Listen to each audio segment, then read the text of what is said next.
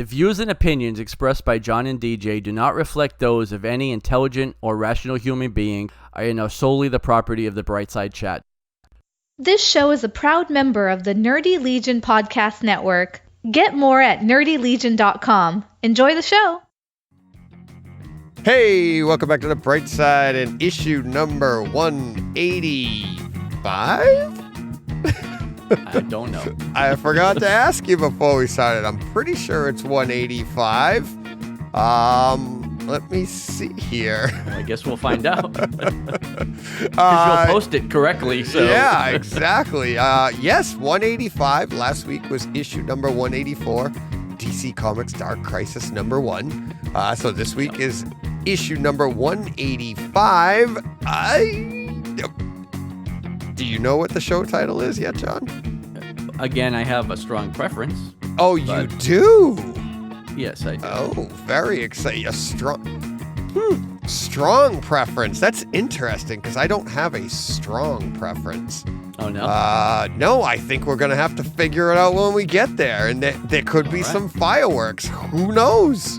Maybe. You never know. I mean, I'm not that pot committed to either one, so I'm not going to fight that hard, but we'll see. John, that was a tease. I know. That was a tease. Especially since they already know it. Yeah, exactly. Yeah, but they don't know if there's going to be a big fight with fireworks. Right. Who knows? All right.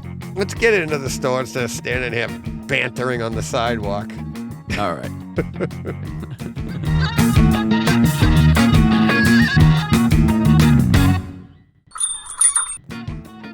Yes.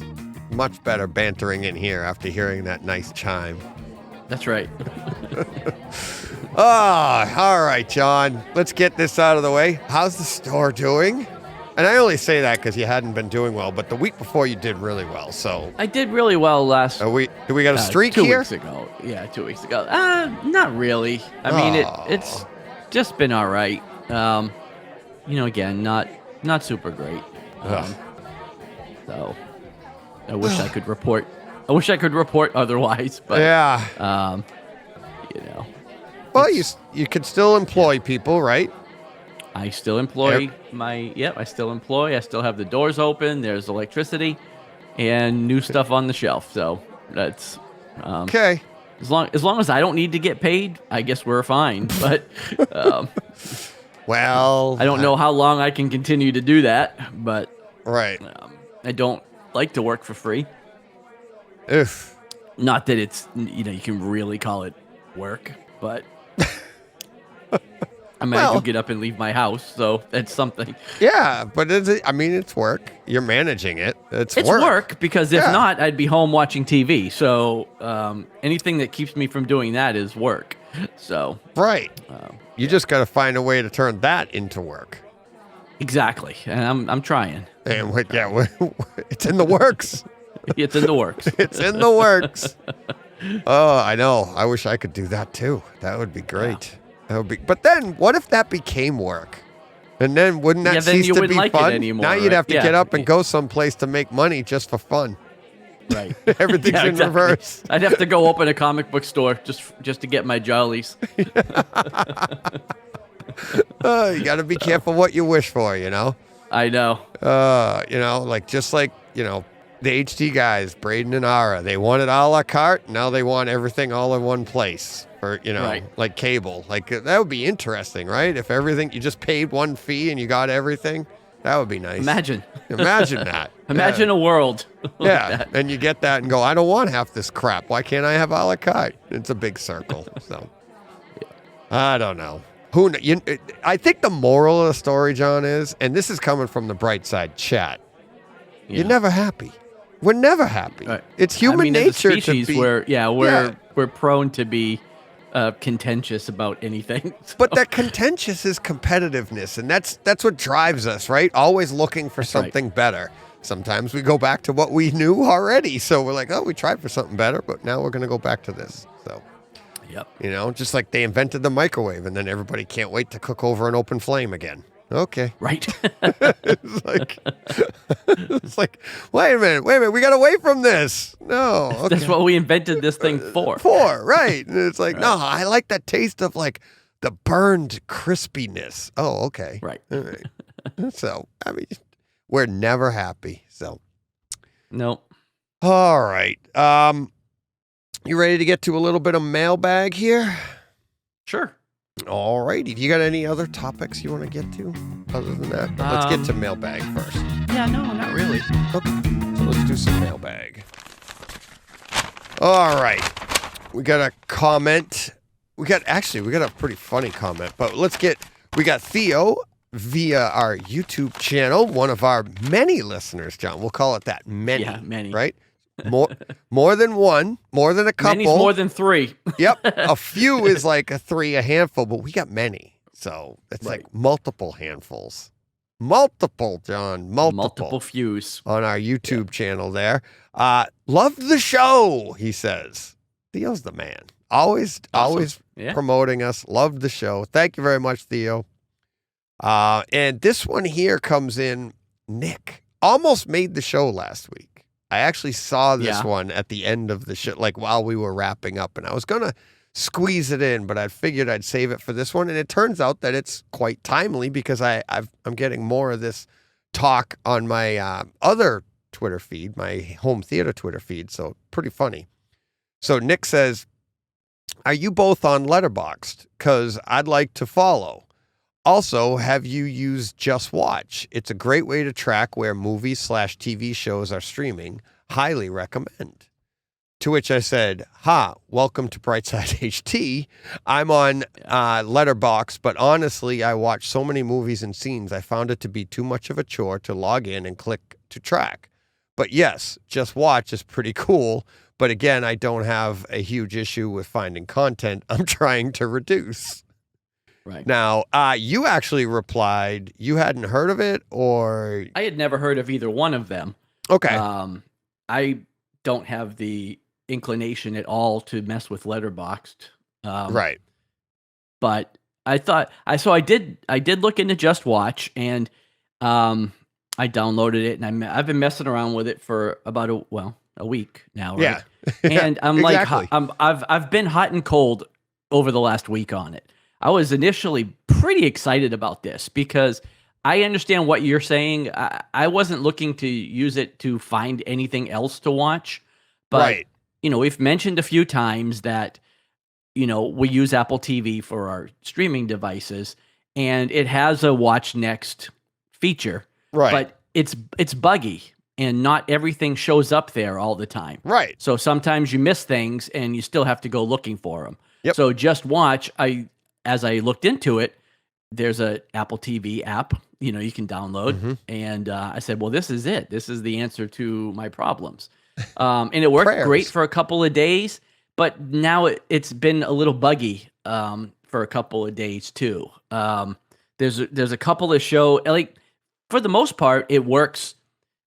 So here's the thing. It works like 90% of the time perfectly, but so does the Just Watch feature on Apple TV. So Right. it's like the 10% of things it messes up on, I still have to mess around with. Right. The difference is they still show up.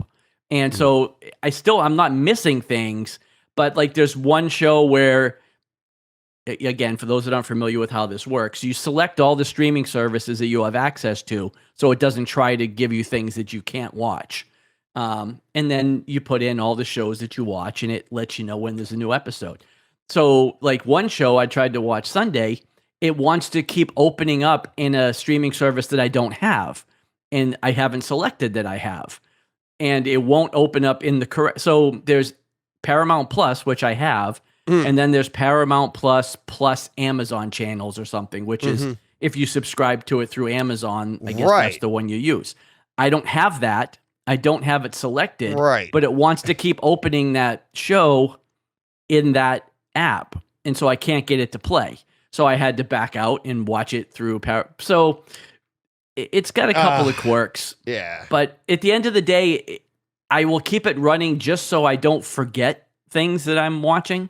But It's a ring it's still endorsement for the stuff you're watching. well, it's not so much. Well, No, I mean, I know we what watch you're a lot saying. we Right, watch right. a lot of stuff. We do, yes. And so, like I said, it's not perfect, but it is actually pretty convenient. Right. It just, there's a little bit of setup, just like anything else. You have to tell it what you watch so it knows what to track. So like I had to do a little bit of research and try to find, I went through every app and looked at the My Stuff section so I could see all the shows that I watch. Yeah. And put them all into that app.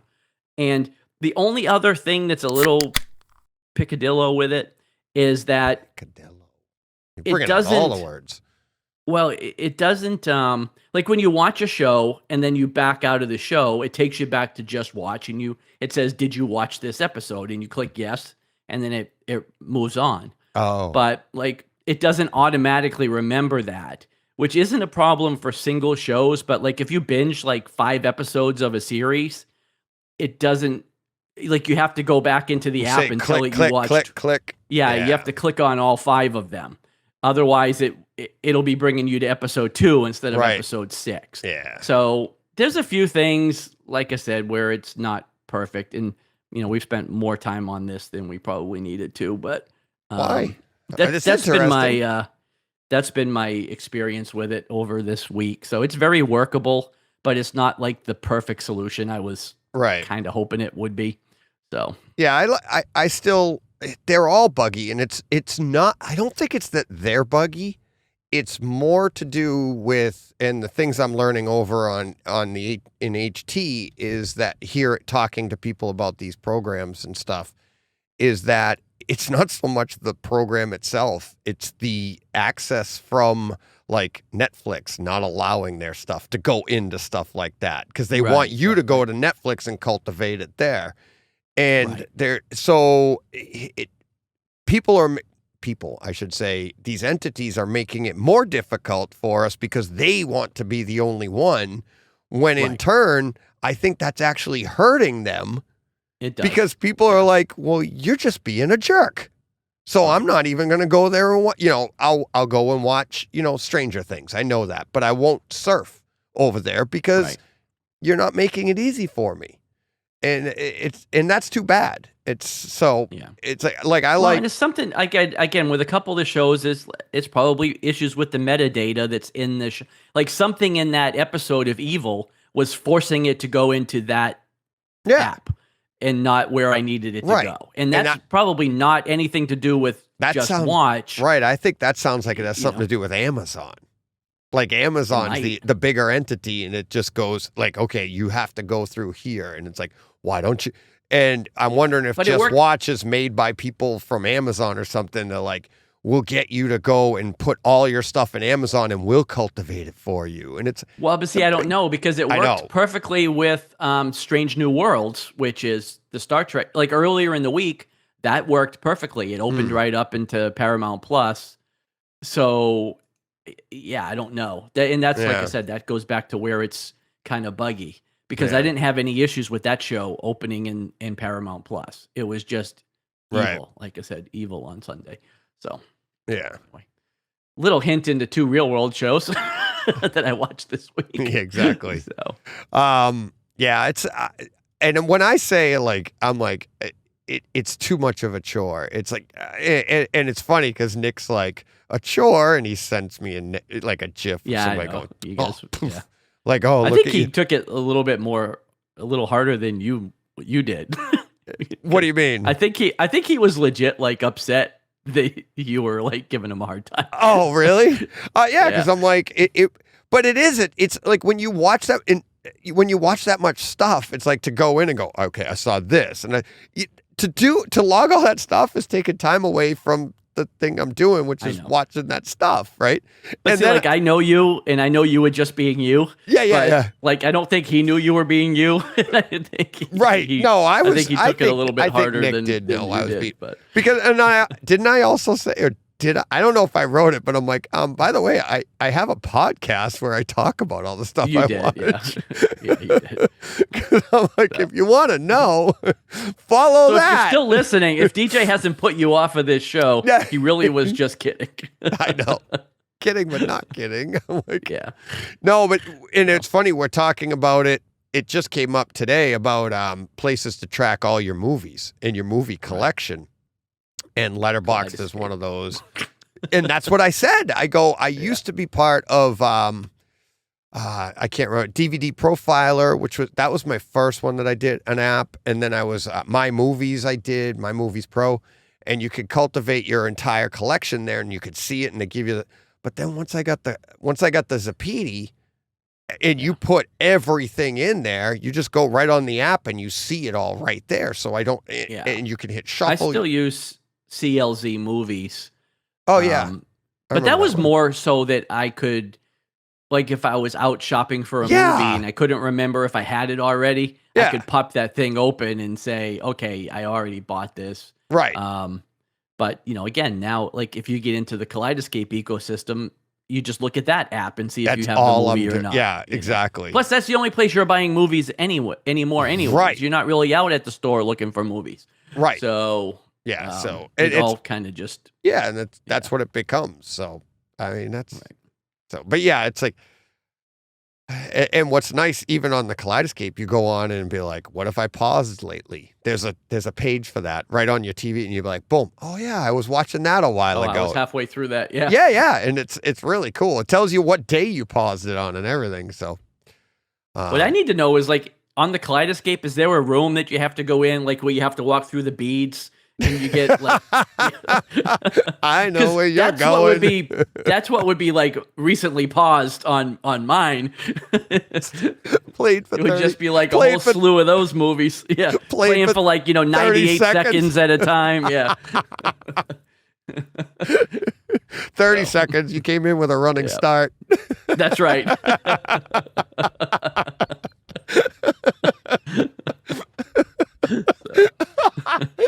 If you're not on YouTube, you're gonna see John just wiped his face because he's so red. I know John so well. Yeah. 30 seconds coming in hot. Yep. Oh, got a running start there. You like that one, huh? Yeah, because I'm picturing the logistics of that.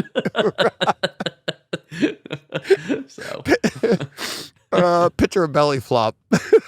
Yeah, I was just saying it's not a recipe for success. I know that. So. Yeah, you know that.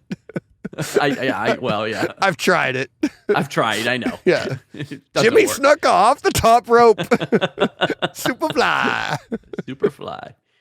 Oh boy, this show's gone off the rails. It has. That's all right. But that's fun. All right. That'll do it for this week's mailbag. Okay, good. I think that's enough. It was. Yep. So, all right.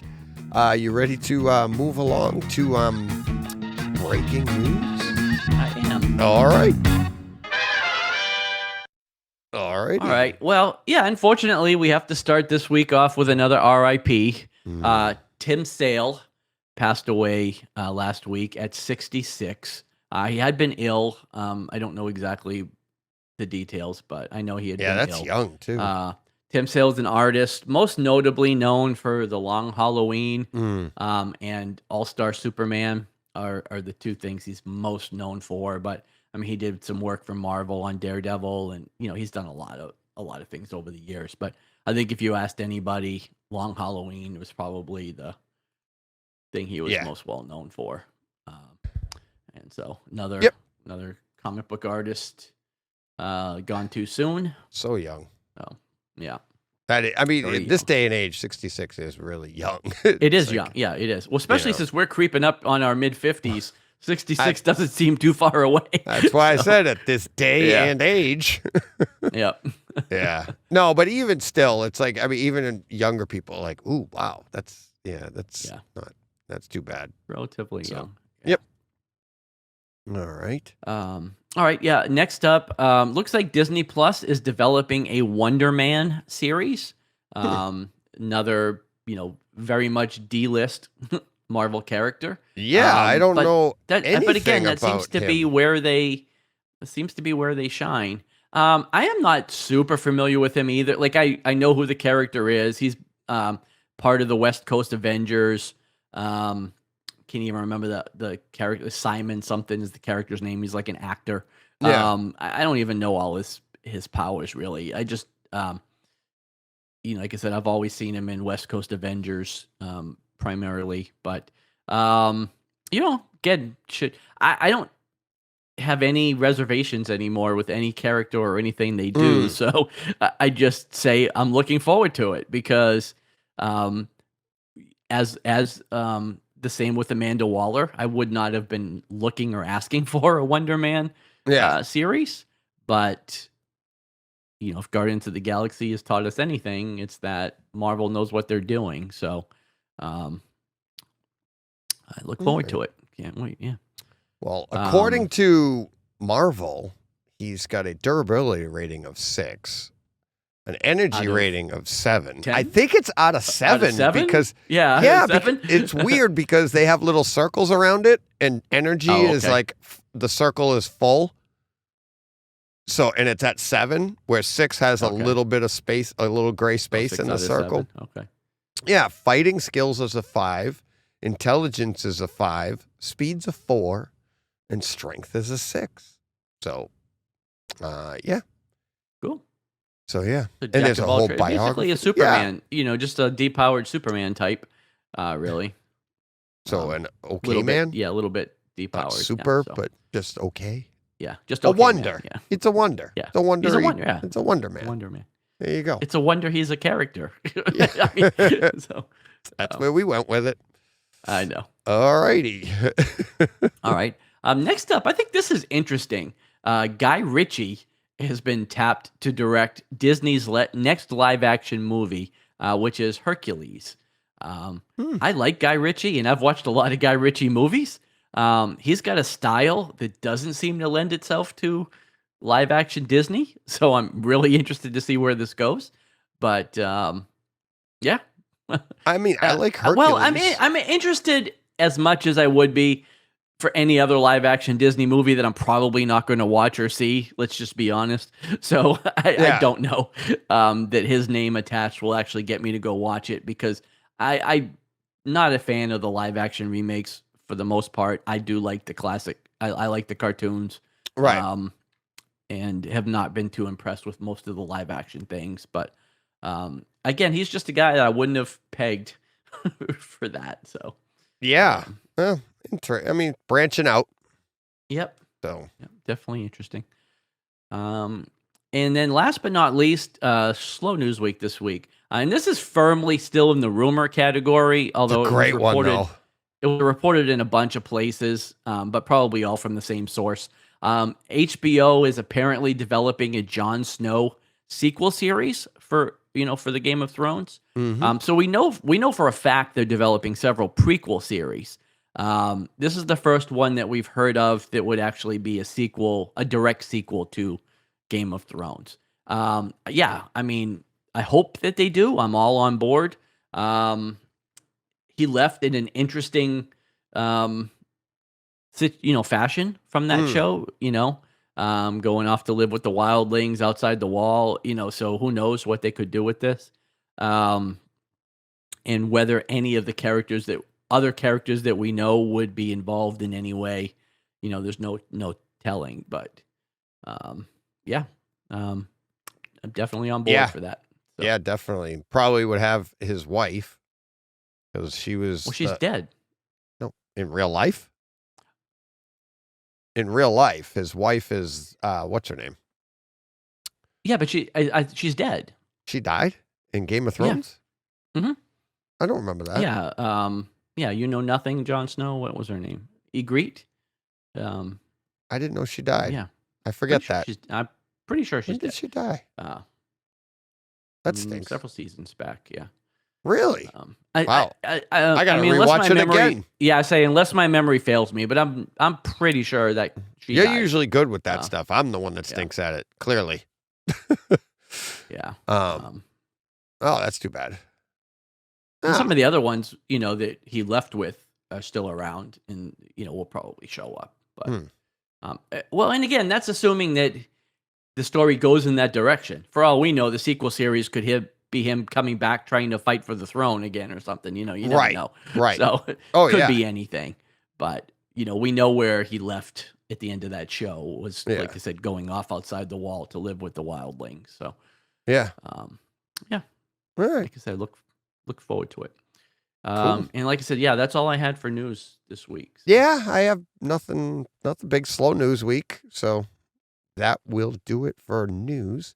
Right. We're cooking right along We here. are moving quickly, yeah. Yeah. Good thing I talked for 20 minutes about Just Watch. Yeah. Yeah, let's get to, we might as well just get right to checkout. All right. John, what did we spend our money on this week? All right. First book up this week is from Image Comics. It's Seven Sons, issue number 1 of 7. Last week I had said that this was a Jay Lee creator-owned title, and it is to some degree, but I didn't realize that there was somebody else writing it, and he was just doing the art. I thought this was something he was doing all on his own.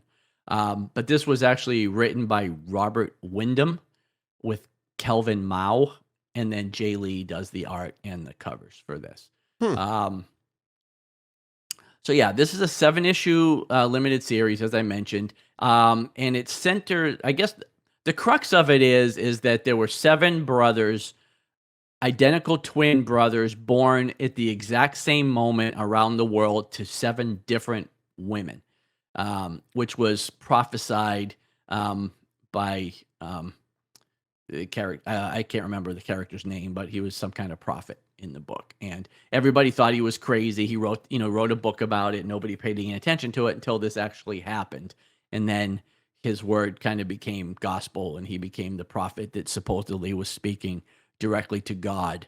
And one of the 7 brothers was supposed to be named basically the second coming of Jesus Christ, and the Son of God.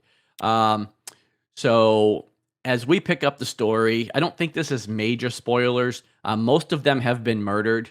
Fanatics around the world, Right. who don't believe in this, have killed off all but one, who by default became the savior or the second coming. Right. And everybody was, this takes place in 1994, so it's back in time a little bit. I But thought everybody, it was 98 because they were Oh, born maybe it in was 77. Remember, and it was their 21st. maybe it was 98. Yeah. I saw 94 on the Well, they on the jumped notes here, back and forth. but yeah. they did jump back and forth. Yeah. But yeah, it takes place in the late 90s. Like Las Vegas has been renamed New Canaan, and this seems to be Right. like kind of like the head of all of this. And but there's another character that we're seeing as the reader that the other people don't know about, who looks like one of these brothers that has survived and is probably going to come and kind of challenge for the, I guess, the throne, or what. I don't know how you want to say it, but at least that was my interpretation of it, is that he was going to come and be like I said, be a challenger, because there's no longer only one left. Well, again, based on our previous conversation, I feel like you liked this a little more than I did. I didn't dislike this, but I didn't love it. Right. I thought it was okay. Okay. But I didn't love it. I'm definitely on board, like at least for number 2.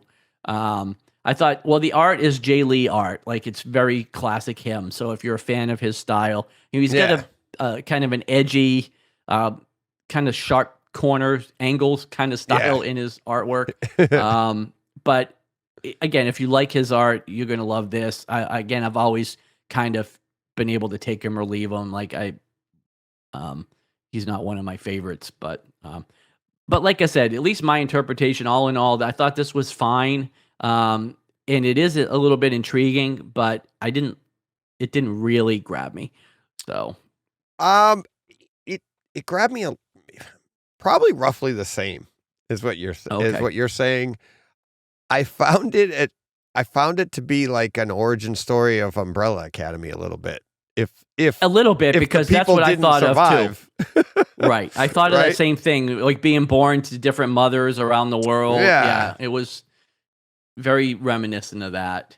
And it makes you wonder, like, what the origin of that is, because, I feel like by the end of issue 7, like, this is not a divine story. Like, this was all engineered somehow, you know? So I'm interested to see what what happens Right. with that. And But that more like intrigue, like, and if it doesn't play out that way, I feel like it would be disappointing. But yeah, I am kind of intrigued to see where it goes. So I guess I mean I think we're really on the about the same wavelength there. So okay. But yeah, so I guess getting to the next book, I did like this more. Okay. I just didn't find it and to maybe be like that much more. It wasn't like I was blown away by the next book. Okay, You know what I I mean? mean, I've already alluded. Then I Right. liked this considerably more. Okay. The next book was from Aftershock Comics, A Calculated Man, issue number 1, was written by Paul Tobin, had art by Alberto Alburquerque. In my mind, this is like a combination of The Accountant and Rain Man. You know, Yes. If main you've seen it, character- I thought Yeah. of The Accountant. I didn't think of Rain Man though. You know who I did think of though instead of Rain Who's Man? that? Sheldon. True. Yeah.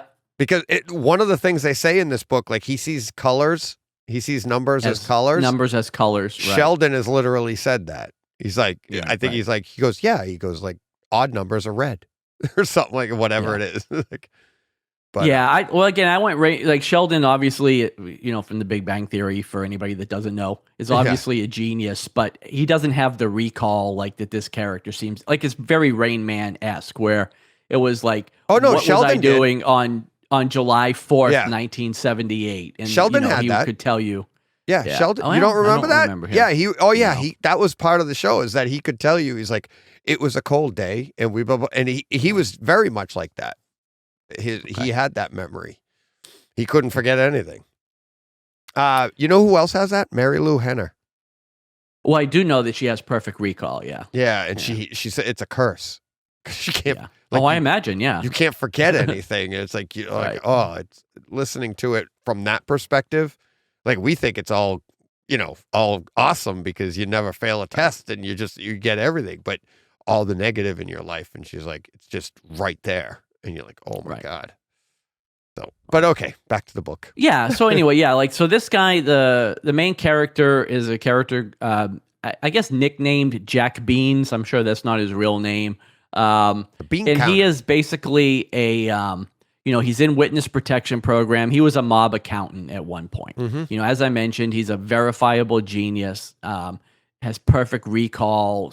Remembers everything. There's a scene in the book where he goes to get a coffee and the girl behind the counter quizzes him like, what was I wearing on July 4th, and things like that. And he remembers everything, like who was passing by on the street, like how fast the they cars were going. Yeah. The songs that were playing on the radio, like everything. Yeah, he breaks And, everything down into math so that which Right. means he can figure as you're walking by, he knows the exact speed you're going just because he sees Right. the world through math.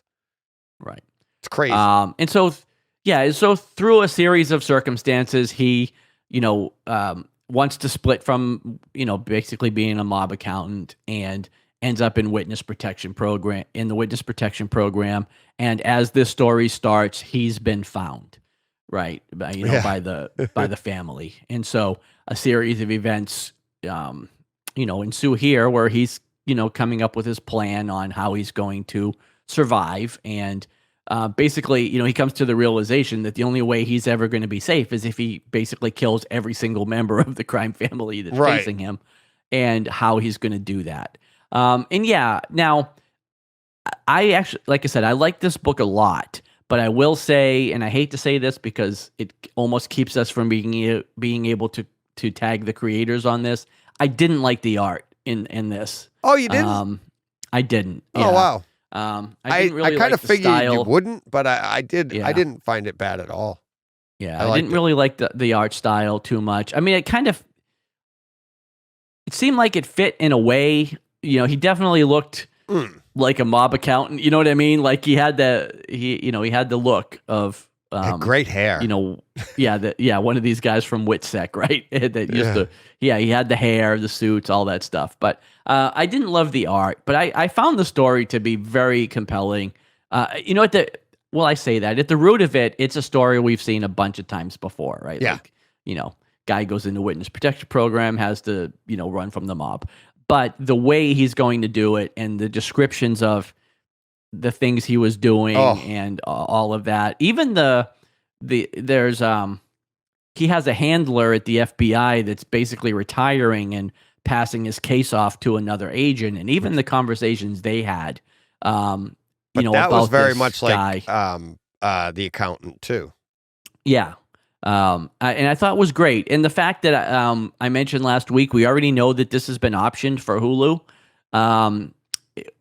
Again, we know that options don't always translate into real world products that we get to see, but hopefully this will. This seems because like it should be a show. It seems like it should be a no-brainer, Yeah. and this could be really good. So,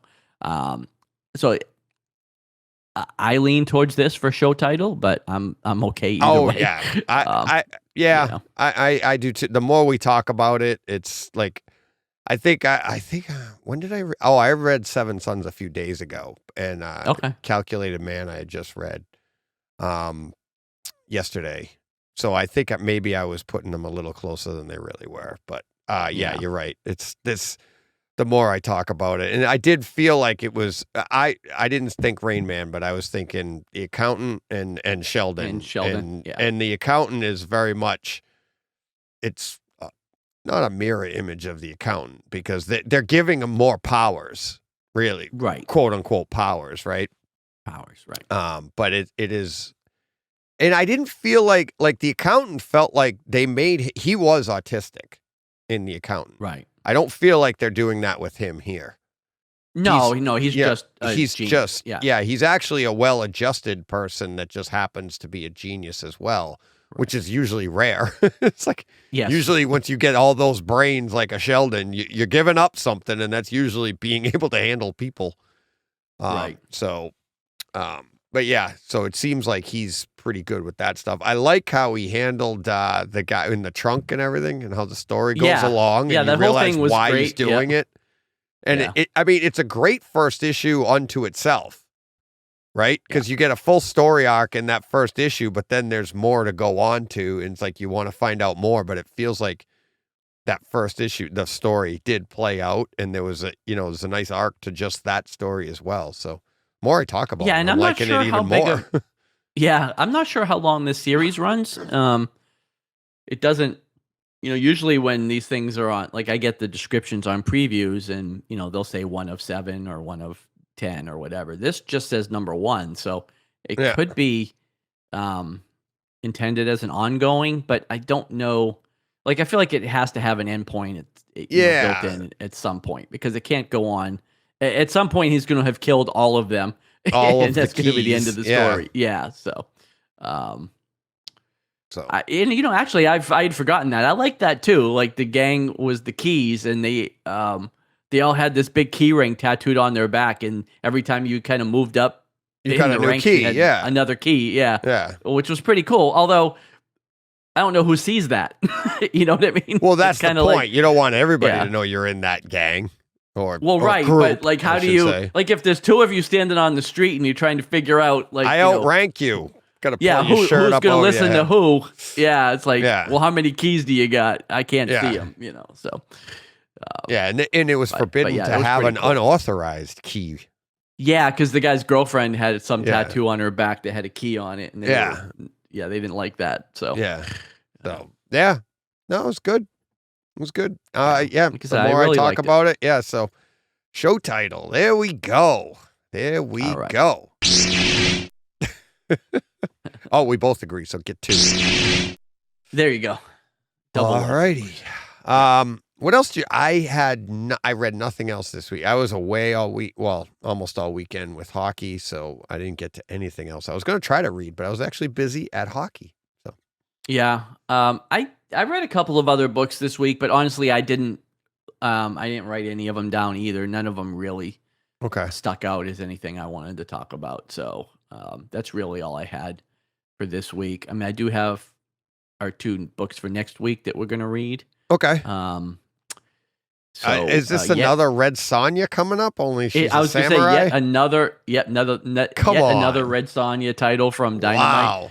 Wow. I can't control the number 1s that come out, man. But we have Samurai Sonja issue number 1.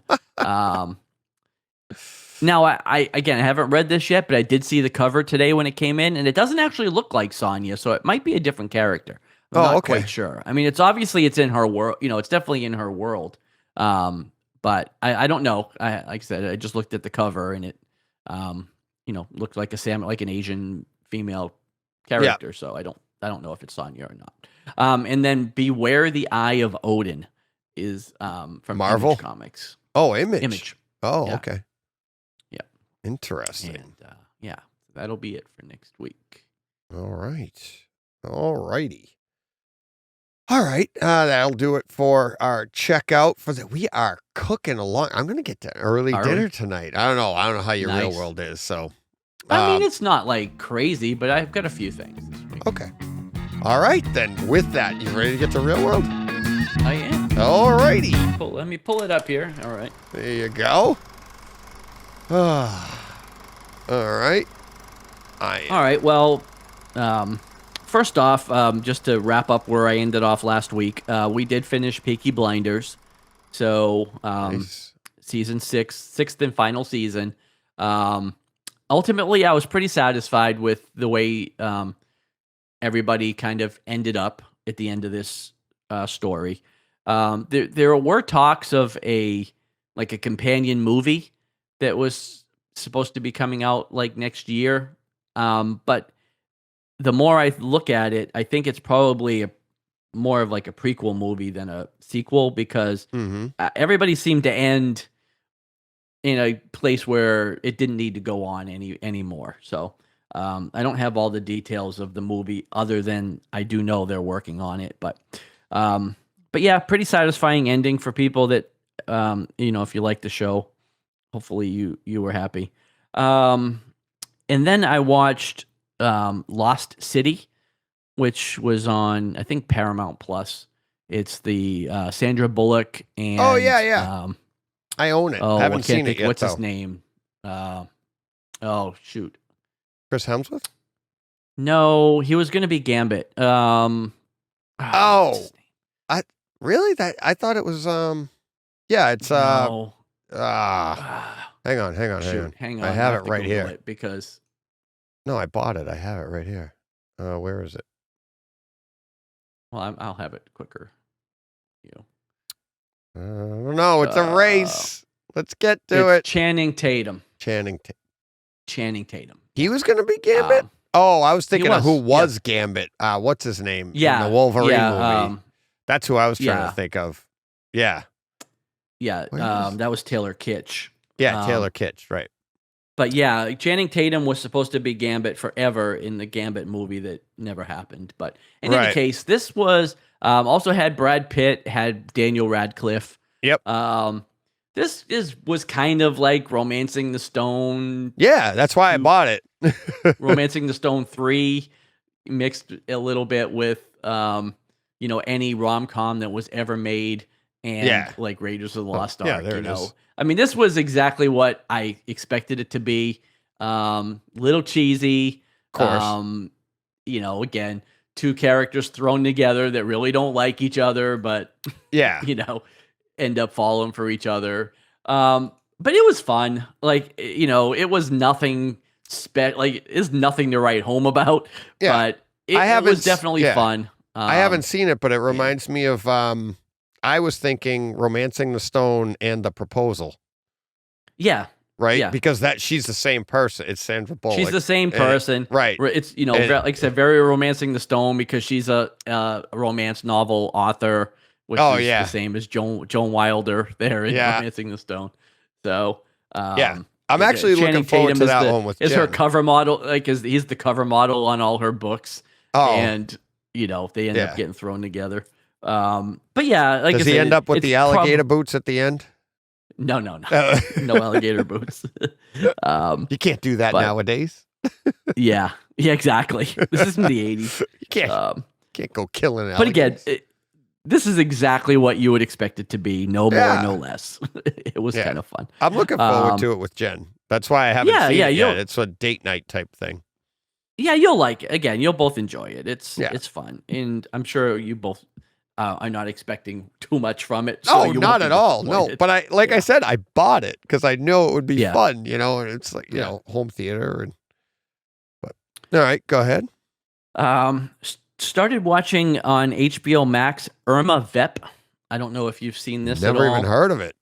Yeah, it stars Alicia Vikander, who was Lara Croft in the new Tomb Raider movies. Oh, yeah. She was also Ex Machina. She was the AI, the robot AI, whatever.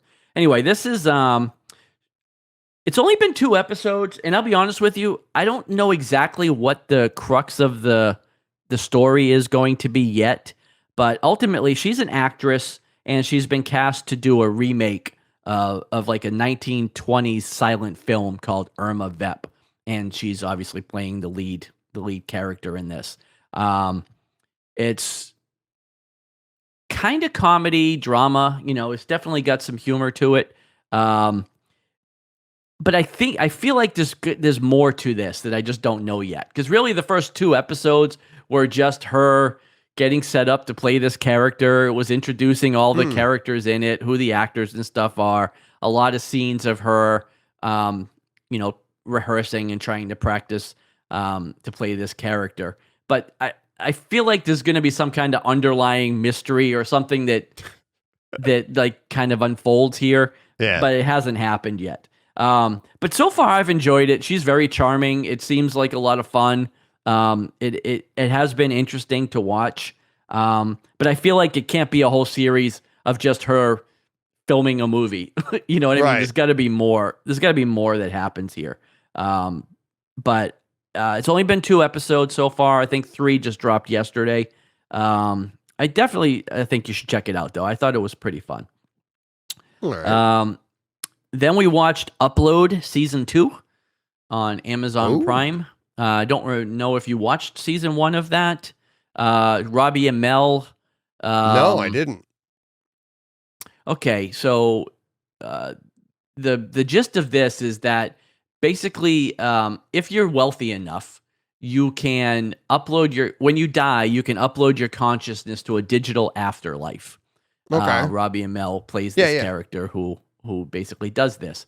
And you still get interaction with the real world through angels, which are basically the coders and the programmers that are working on the program in the real world, but they can project themselves into the afterlife and have interactions. And so a mystery unfolds where, he finds out that he was murdered in real life and is trying to solve his murder with the help of one of the angels in the real world. It was a comedy. It was like a 30-minute sitcom comedy. And this is season 2 that just continues the story of this. I really enjoy it. I think it's funny, but it's pretty smart. And he's really good in it. Like I said, it was like 7 episodes, 30 minutes each, so it's not a hard watch. Although you'd have 2 seasons to watch at this point, but I recommend it. I think it was really good. Cool. So we watched that. Kids came over Sunday and for Father's Day. Yeah. And we watched a couple of stand-ups while we were waiting for some people to come over. So I don't know if you've heard of the Norm Macdonald special called Nothing Special. Yeah, I have. He filmed it like a year before he died, I heard. I don't think it was even that long before he died. But for those that don't know, he was working on this routine, was kind of interrupted with COVID, and wasn't able to get this show made or go out on tour to do it. And somewhere close to when he passed, because it says in the beginning that it was the night before he was going in for some doctor's appointment. Now, I don't know if that was the date. Like, I don't think it was the day before he died, but it was pretty close to when he passed. He wanted to get this show out, and so he filmed it in his living room. And other than that, it's just a stand-up special. But what was a little awkward about it is listening to somebody doing a stand-up special with no audience. Right. because there's no laughter, there's no laugh track. He's like pausing where he thinks people will be laughing, Ugh. and it was a little awkward, honestly. Right. But I wanted to see it because obviously, this was it.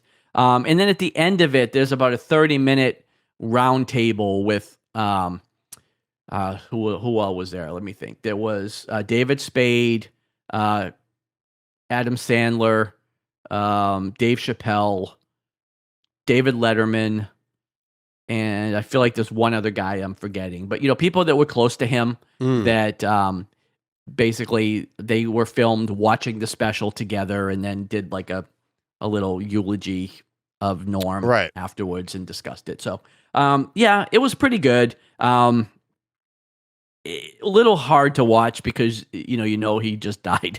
Right. And yeah.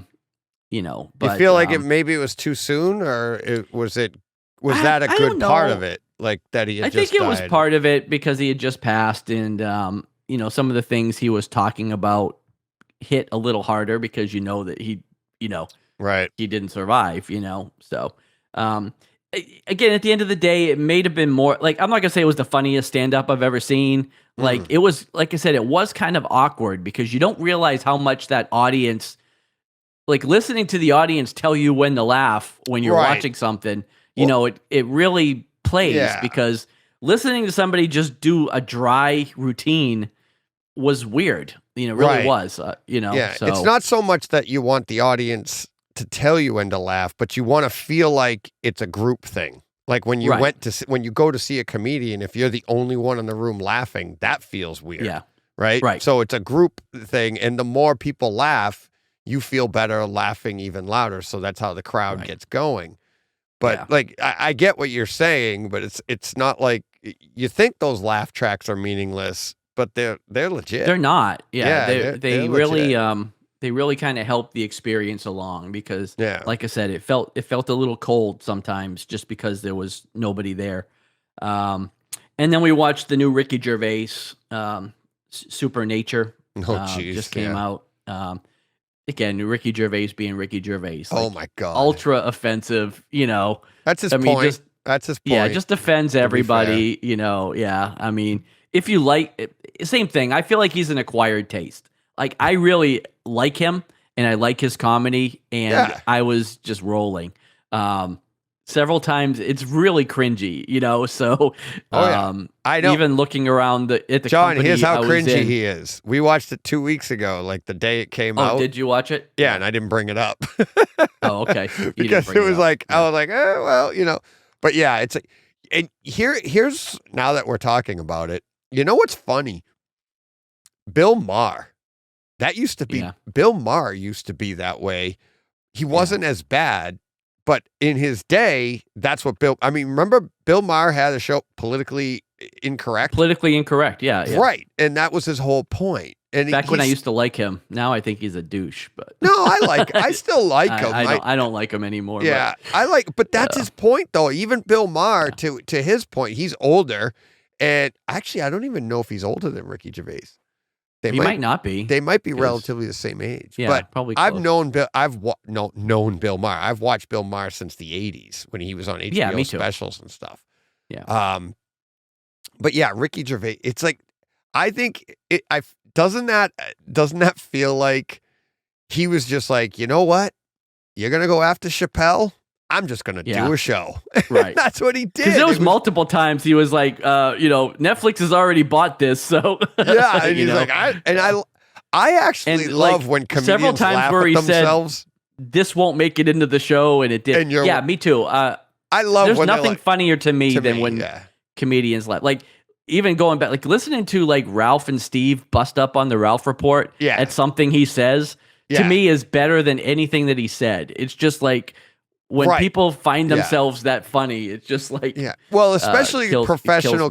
Like when you and I do it, it's different. We're just stupid. It's different, right? Because we're stupid. But when a comedian is trying to deliver a joke, and he knows the joke that's about to come out, but he can't get it out because he's laughing at it, and you're like, very rarely, especially as somebody of like a Chappelle or a Ricky Gervais or an Eddie Murphy when he used to do it, and he just when they're of that stature, you know it's gold, right? Right. It's like if you and I do it, like, oh, this is hysterical, let me tell you, and you can't even get it out, and then you're like, well, it wasn't that funny. Yeah, because I'm not Ricky Gervais. It's like, Right. I'm an idiot, right?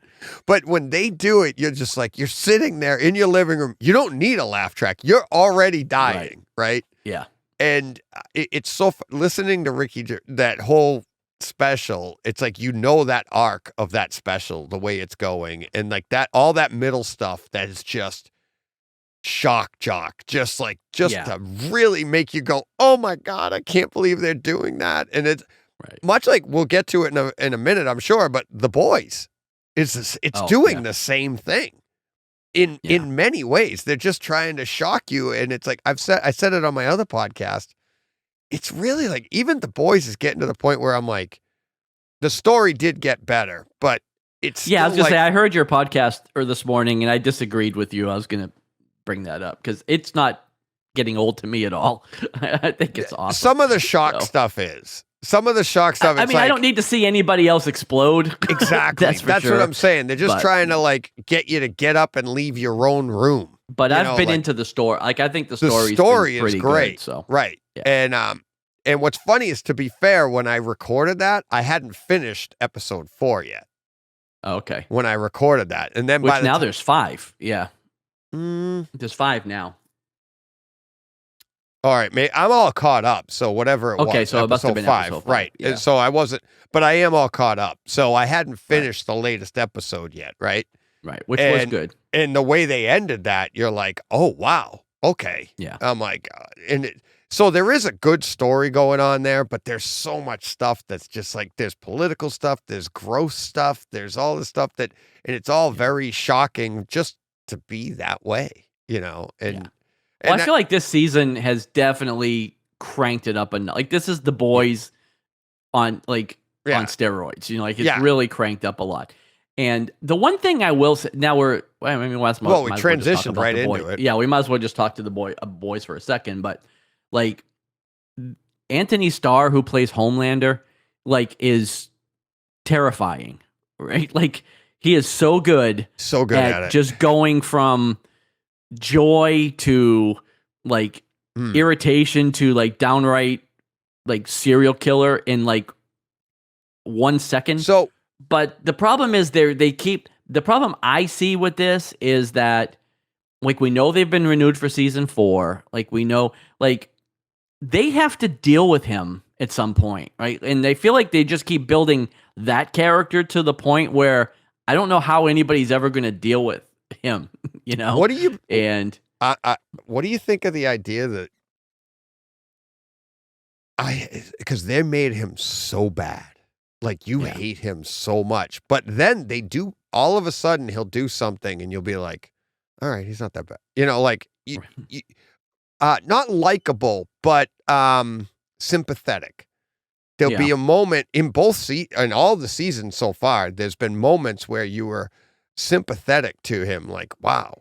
And what do you think? Well, at the end of the day, all he's ever really wanted is acceptance. Exactly. He wants to be accepted and loved and liked. What if all of a sudden he turns out to be like, they turn him into a redeemable character that you're like, I don't know how you do, though. I know, but wouldn't that be amazing? Wouldn't that, if they It would be amazing, but I just don't know how, because it's the same thing. Like, he is not to jump right into Obi-Wan right away either, but like, hey, this is the problem segue with show. The problem with getting more early Darth Vader and the things he's doing, it makes his redemption arc that much more unbelievable later on, because like, this guy is irredeemable. Like, when he goes through in episode 3 and just like kills that kid just walking down the street for no reason. Right. It's like, this is a guy that is like, I don't care what Luke says, there's still good in you. There is not. There's no good left in that guy. And but see, in Star makes that Wars ending a little bit, because my interpretation of that is kind of like, he was redeemed in Luke's eyes, but I don't think he was ever redeemed in the eyes of the galaxy, except that he gets his Force Ghost. He gets his Force Ghosthood, right? You know, which means he was redeemed somehow to the Jedi. But well, I'll go back to episode 3 when he becomes Vader, right? When Anakin turns, or is turned. And I think for you, I get what you're saying, because you're putting our reality into Star Wars, where it's like, if I all of a sudden go bad, that's me. That's on me. I did that. And it's like, that was my choice. And I did those bad things. I have to take that responsibility. I'm not eliminating that responsibility, but what I think in the Star Wars universe is, when you go to that dark side, the dark side pulls you in. So it's like, and you see when he does that scene in episode 3, and, Hayden Christensen does that, and he's like, you see his eyes go, and he's like, he becomes Vader. And it's like, he's taken over by this. So it's like, and that's why they keep saying, like, there's still good in him. And when Padme says, I feel it, there's still good in him. And meaning, like, the good can fight off the bad part inside him. And it's like, right now, like, when you go to the dark side, I don't think you choose to go to the dark side. The dark side takes you over. And that's what in the final one, where Rey, she dominates, she can have both. She balances both. And that was, so you know what I mean? So it's like, his redemption in Star Wars is the fact that the good in him finally won out. Like, and that's explained by original Obi-Wan in episode 4. And it's like, he's no longer Anakin. He's Darth Vader. So it's like, you're looking for that good person to win over that battle inside him. Whereas now, that's how I can rationalize it. Now, whether the galaxy does or not, who knows? But well, that's the thing, because, once you've slaughtered, women and younglings, children, younglings, like, that's sand tough. people, call them what you want. They were still women and children. We learned in the Boba Fett series that the sand people were not mindless brutes. Like, they had a civilization. They had all this. So he slaughtered a whole village of sand people. Like, he's, like, when you see the original trilogy, you didn't really know what he ever did that bad. You know what I mean? So when he gets redeemed at the end of it, you're the Empire like, okay. did blow up a whole planet in the first movie. But he didn't. Killed a planet full of people. But that's on Tarkin. That's not on Vader. Well, it's on the Empire. And it's... right, but that's on Tarkin, not on Vader. Like, we didn't really know how much blood was on Vader's hands when we see the first 3 movies. Right. And you're like, okay, I can believe that this guy can be redeemed. But now we see all these prequels, Rogue One, comics, all this stuff. Evil comics, and you're like, he's the epitome of evil. Right. Yeah, this dude is like the scourge of the galaxy, and I don't know how he's redeemed. Like, it's Hitler. Like, Hitler doesn't get redeemed, right? Like, there's no redemption arc for Hitler. And then he's kind of like, Hitler. No, the one where he goes, was it him? Was it him that said, he goes, Ricky Gervais had a brother that was a pedophile or something? And he goes, imagine being in the Hitler family and you didn't, the one they wouldn't talk about. Right. Yeah. You're the one that they keep hidden. The one they didn't want to talk about. It's like, wait a minute, what did you do? Oh, but I don't know. So going back to Homelander, like, I don't know what kind of redemption story you get for this guy. Exactly. But that's why I'm saying, I'm not saying they're going to do it, or if they could do it, but if they could pull it off, I think that would be amazing. The only way they do it, and I don't even know if this is a redemption arc, but the only way they really get you rooting for him is if they can establish that Soldier Boy was that much worse. Right. And then they have to fight. And then all of a sudden now you're rooting for Homelander because he's the lesser of two evils, But they haven't, at this point, they haven't established that he was that much worse yet. Well, not only that, what you would have to do is establish the reason why he's been so bad. Right. So if they can give him a reason why, like, much like Vader, like, we didn't know in episode 4 why Vader was Vader, right? Right. We didn't know that yet. But then once you get that backstory on how he gets turned and you find out there is somebody worse, the Emperor. The Emperor was pulling all the strings on all of this stuff, right?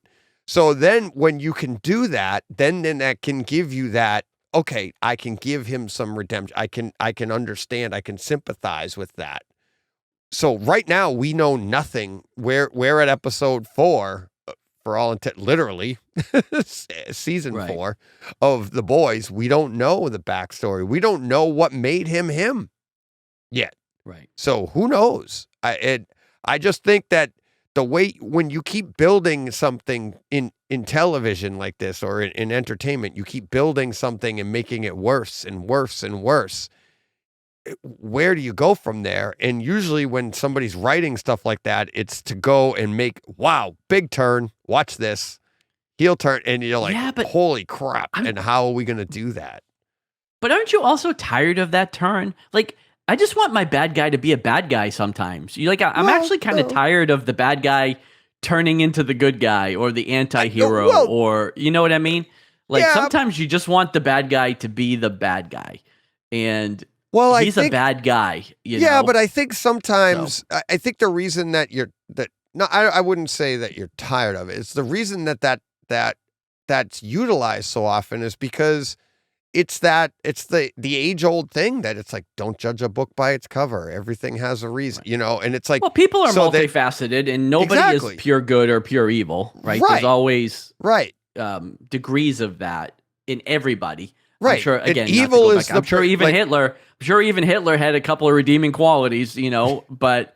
that great mustache that he ruined for everybody. Send the emails to DJ at the Bright Side. But, you know, like I said, not everybody is just like... That is truly the Bright Side chat. It's like, I'm sure even Hitler had redeeming qualities. Right. But, I mean, nobody is 100% one or the other. Like, there's shades of gray in every person. You know, some just scale a little bit more to one side than the other, but well, there is. Like, there's nobody that you can point to that's just 100% pure this or that. Like, everybody has something, and I think that's why Hitler they didn't use think that. he was delusional. It was everybody else didn't. that should have recognized that. Right. I feel like he should have had some people around him, you know, giving him good advice. But I think that's why they do it so much in entertainment with the villains, is to show that not everybody is always purely evil. Yeah. But like, sometimes you just want these guys to be the bad guys, you know, and not have this big redemption arc where you're rooting for, like, even like, I know you don't watch The Walking Dead, but like, you know, Negan should have just been the bad guy, you know? Like, now he's running around with all the good guys, you know, being the good guy. And it's like, you know, you just want the guy that beat somebody's head in with a baseball bat, you know, to be the bad guy all the time, you know, and not be lovable and be redeemable. You know? I always look at the good in people, so I like that story arc. And so I'm looking for that to happen. And it doesn't. Sometimes it doesn't happen. It never happens. Sometimes it doesn't, but I think it happens more than it should. Like, I think, because again, how do you write, like, if you're going to leave Negan in your show for 7 seasons after he does this despicable act, well, like, how do you grow that? Like, you just can't always be that guy, right? So you have to have other things happening, and they just always start to skew back around the other way, you know? Yeah. And so I don't know. I don't know. Anyway, Anywho.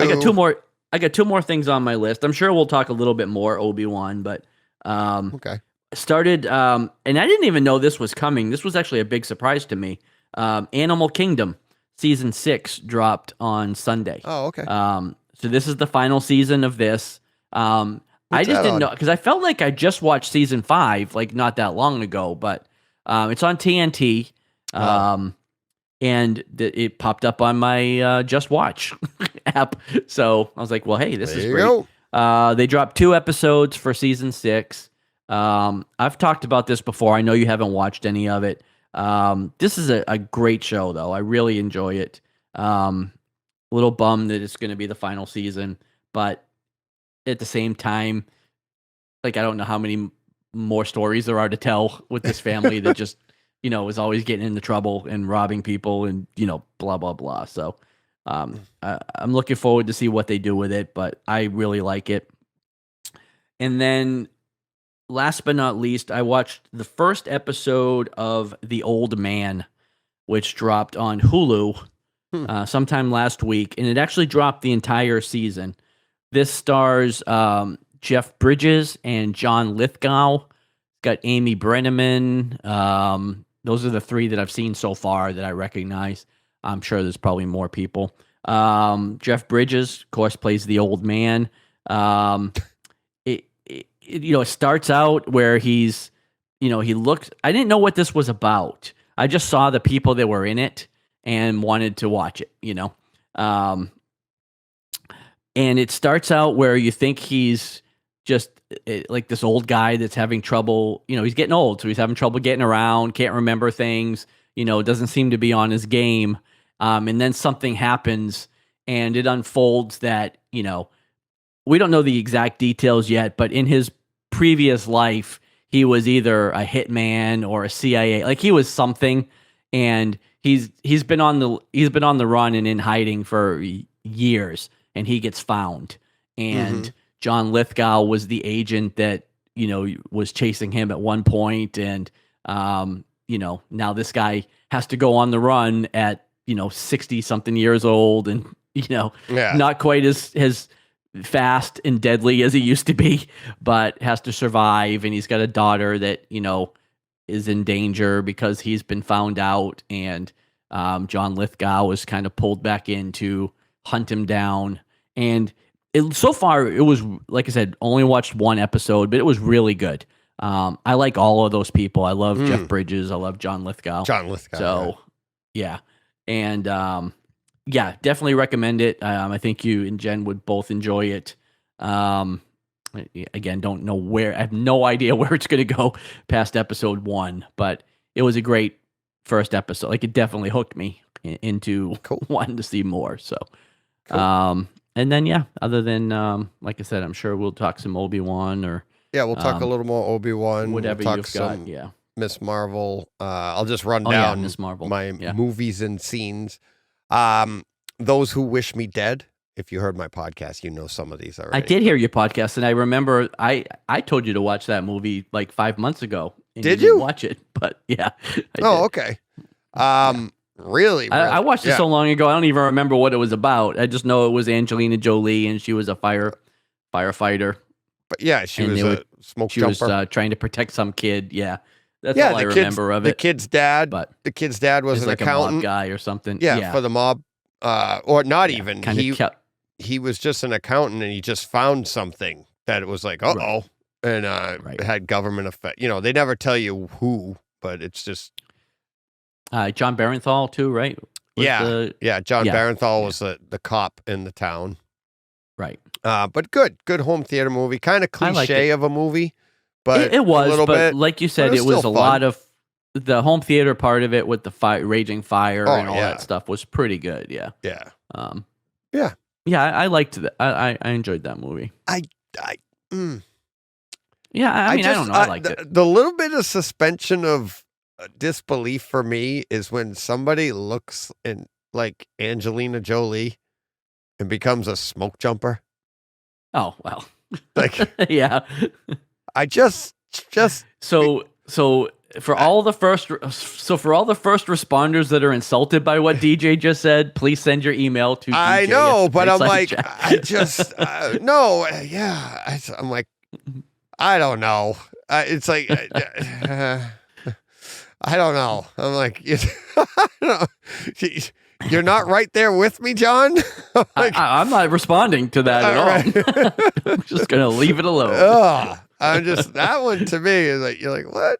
Yeah. Okay.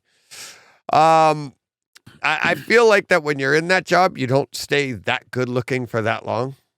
Well, probably not, because that's a hard job. That's what I'm saying. I'm like, those. But that doesn't mean she didn't start out that way. They could have started out pretty. Oh yeah, I didn't say that, but I'm like, she's like the veteran. She's the boss of them, and all her employees. I actually was like, I'm watching the movie, especially with their acting ability. I'm like, were they legit smoke jumpers? Like, were they legit firefighter? Like they acted like them, Yeah. Like watch Backdraft. Kurt Russell looks like a firefighter. Yeah. Like he looks like his head has been in a fire a lot. Angelina Jolie, it's like that hair, that long hair. You don't want to be fighting a forest fire with all that long hair. No, that's true. She got the giant ponytail going. Little leaves around her are bursting into flames because it's so hot. But she's got this don't big want your hair flow. catching on fire. I'm like, I don't know. So, Jurassic World had to cleanse myself of Dominion.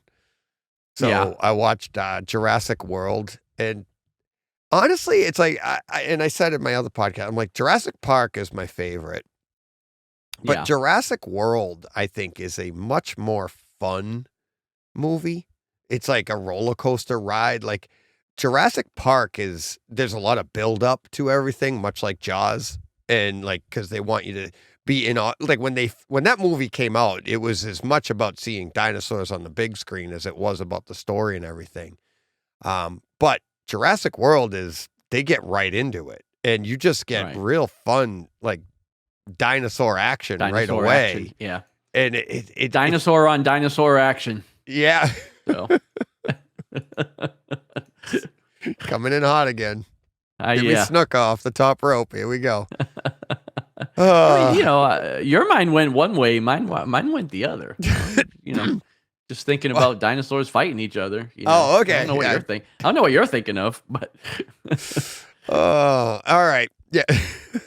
But yeah, so Jurassic World, really good. Man of Steel, watch that on Father's Day morning. Just fun. I love that movie. I know you're not a big fan of the ending of it. I'm not, but I do like the movie. Yeah. I do like the majority of the movie. Yeah. You just don't like the final depiction of Superman. Yeah. And over the years, I've come to agree with you, but I still love the movie. A little bit of Spider-Man Homecoming. And then this one wasn't in the show. Thor. I'm starting to go through the Thor movies in anticipation for Love and Thunder. Yeah.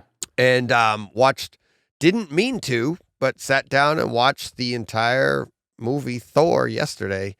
Loved it. Love it. Just stumbled into it.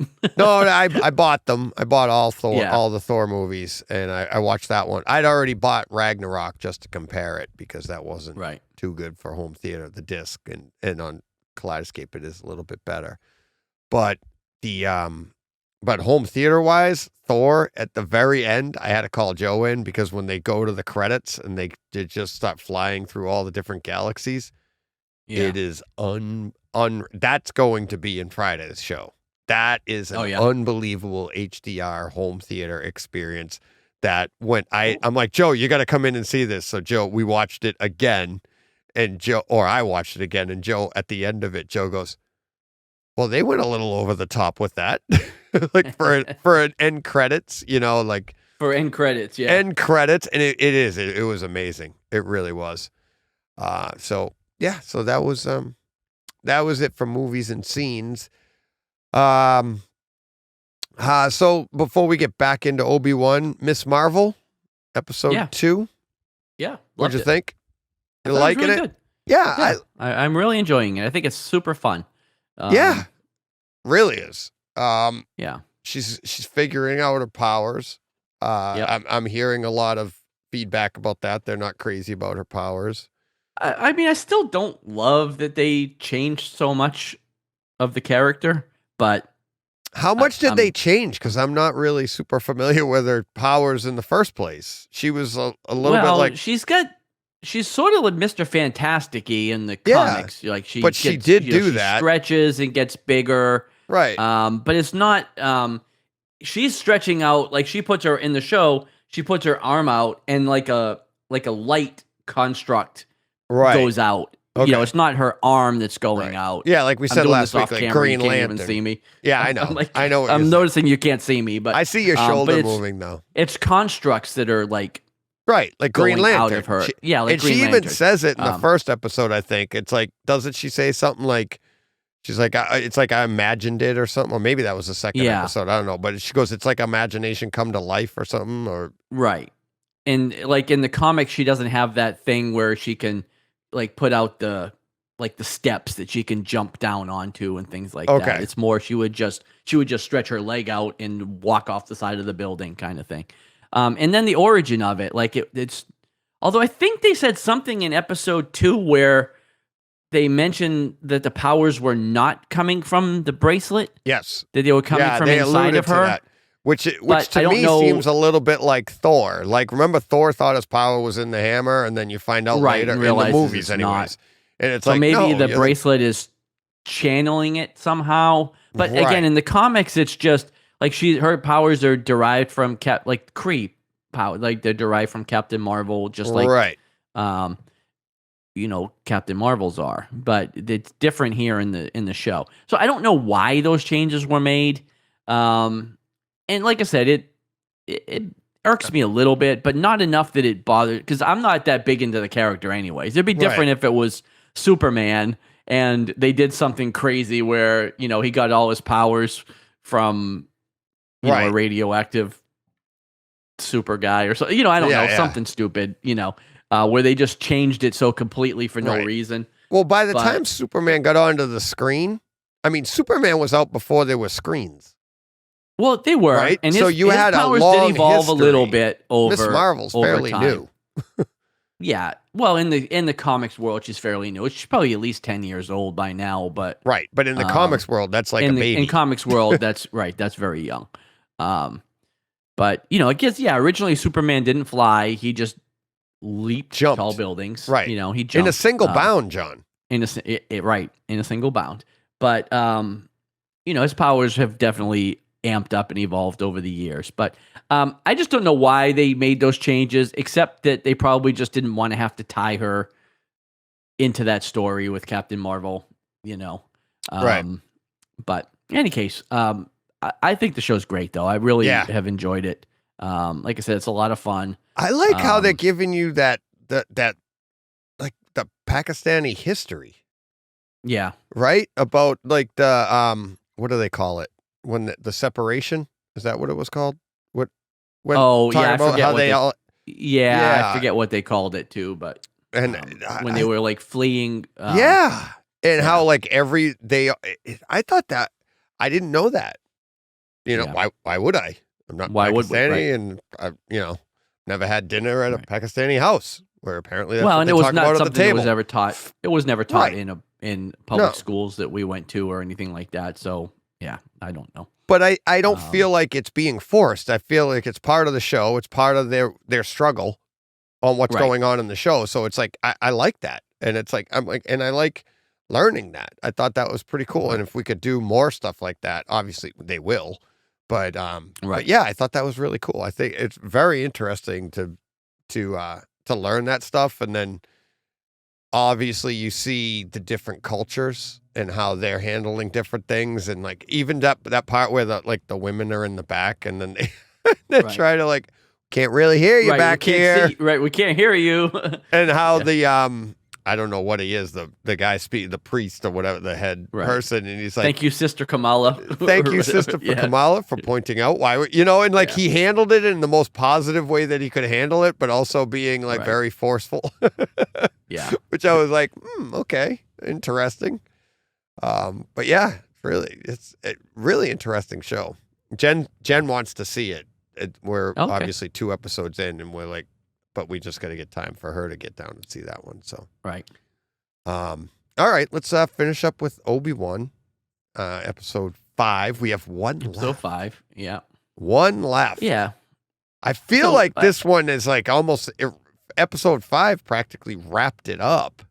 Well, I was going to say it's the typical second to last episode, Yeah. because it's not always episode 5. Whatever. Penultimate, yeah. Where they have this habit in Marvel shows, Marvel and Star Wars shows, of leaving a lot of threads dangling that you're always like, how are they going to pull all this together? How are they going to wrap Yeah. all this up? And then you always get to that penultimate episode, and everything seems to start coming together. This was no different. So far, obviously, my favorite episode of the season so far. I mean, I think it was great. I can't wait for tomorrow. Today. Spoilers, we're not in Kryptonite, but spoilers, the all the interactions, the flashbacks with Obi-Wan and Anakin were great. Although I don't think they did the best job with the de-aging process on Anakin or Hayden. I don't think they did any. Because he looked way older than Obi-Wan did. Right.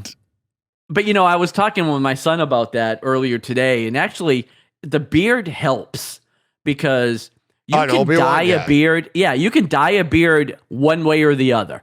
You can put a lot of gray in it to make him look old or just dye all the gray out and make him look younger, whereas Hayden is just barefaced. Right. And yeah, they didn't do anything to de-age him. And he looked like way a older. firefighter. He did, yeah. So that part of it, I don't want to say it took me out of it, but I mean, it was definitely like, he is not a kid. You know what I love? He's definitely not a kid here. You know what I loved about that? And I said to Joe when it ended, I was like, the entire episode wrapped everything up that people were complaining. Oh, well, I thought when they met in the New Hope, they were like, I was but the the student, you were the master or whatever. Well, yeah. If that was the last time they met, then yeah, Obi-Wan owned him yet again because he's still learning.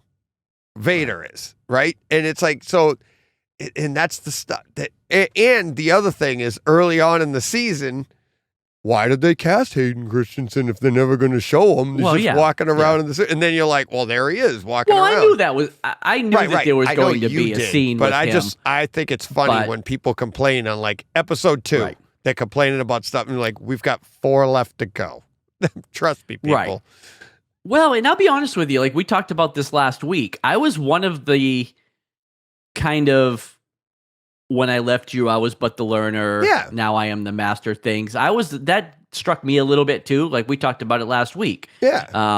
But because I have faith in again, John Favreau. made it seem like, they really couldn't have had interactions in between. Right. But what did it for me with this episode was like that last line that Obi-Wan said to him at the end of that battle. And I don't even remember what the exact words were, but it's something like, until you get over your need to prove yourself, a master you'll never be, or you'll always be a student. And at this point in Vader's life, he is still that guy. That's what I'm saying.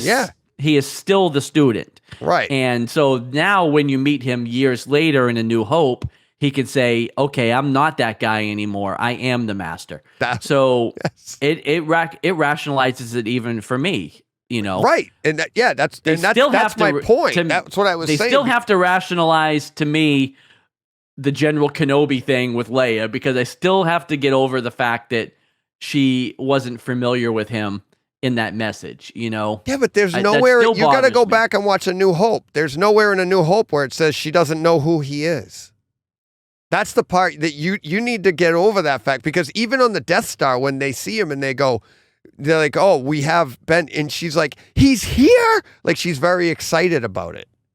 And that's all in A New Hope. There's nothing in A New Hope that says she doesn't know who he is. I understand. I'm not disputing that. Like, I get it. I feel like I feel like I'm pretty Star Wars knowledgeable, but you're more knowledgeable than I am. I just feel like, for instance, like, you and I know each other, right? Like, if I hadn't seen you in 10 years, which I didn't, right? Like, we didn't see each other for 10 years, and we didn't really talk that much. And if I had to contact you, I wouldn't send you a message that said, Mr. Briggs, blah, blah, blah, blah, blah. It would be, that's the part that gets me a little bit. Like, I can't rationalize why she wouldn't have been a little bit more familiar with him in that message if she knew him. And then something else that struck me is that she doesn't grieve him when he dies. Only Luke does.